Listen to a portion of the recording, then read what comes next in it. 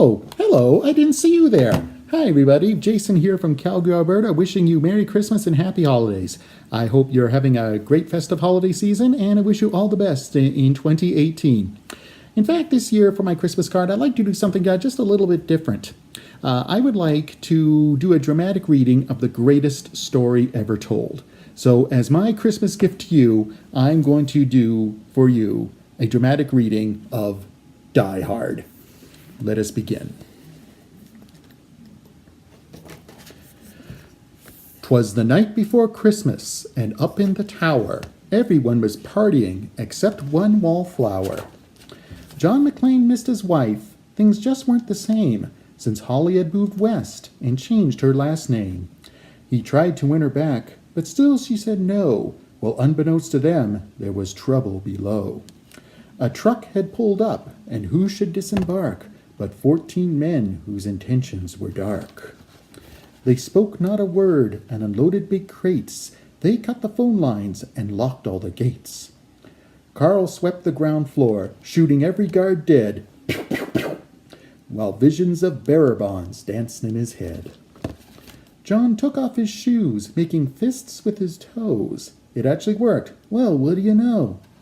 When out in the lobby there arose such a clatter, he sprung from the door to see what was the matter. When what to his wondering eyes should appear, "Holy crap, there are terrorists here!" John hid under a table where no one could see and watched Hans question Mr. Takagi. "I'm going to count to 3. There will not be a 4. Give me the codes to open the vault door." "I don't know the codes, so go ahead and shoot." "Okay," said Hans Gruber and ruined Takagi's suit. John tried to call the cops by pulling an alarm, but instead called the bad guys who tried to cause him harm. But John killed Tony, who had very small feet, and sent him to the terrace as a Yuletide treat. He put a Santa hat on the German, and eyes all aglow, wrote, "Now I have a machine gun. Ho, ho, ho." Carl was furious. Tony was his brother. He chased John across the roof, and they shot at each other. John was able to escape through the ventilation shafts. "Come out to the coast," he sighed, "we'll have a few laughs." At Nakatomi Tower, Sergeant Powell appeared. He checked the whole lobby and saw nothing weird. He was pulling away, but didn't get far before Marco landed on the hood of his car. Powell drove away backwards, screaming in fright. "Welcome to the party, pal!" John yelled with delight. More police arrived, the FBI and a SWAT team, but Hans didn't mind, it was all part of his scheme. More rapid than eagles, his henchmen they came, and he radioed and shouted and called them by name. "Now Eddie, now James, now Franco, now Uli, on Fritz and on Carl, hair long and unruly." They shot the SWAT tank with a surface-to-air missile and knocked it away like the down of a thistle. Now John McClane was angry indeed. He blew up 2 terrorists and called them jerkweed. Ellis told Hans, "Bubby, I'm your white knight." Hans shot him dead, giving the hostages a fright. Hans went to go back on the explosives fuse and saw that poor John wasn't wearing any shoes. John fled from Carl and Hans, but alas, he had to run barefoot over sharp broken glass.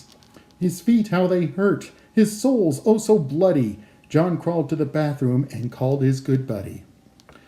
John was weary and ready to throw in the towel until he got a pep talk from Sergeant Al Powell.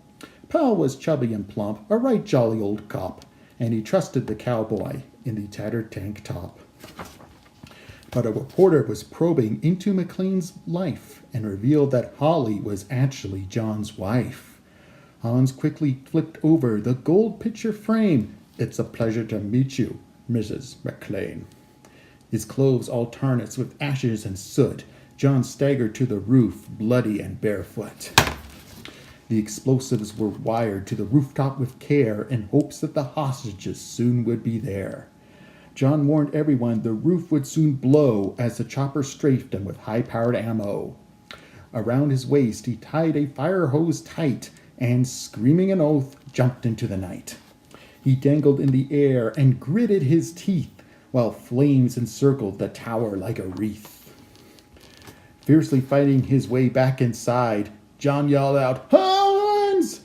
He was done trying to hide.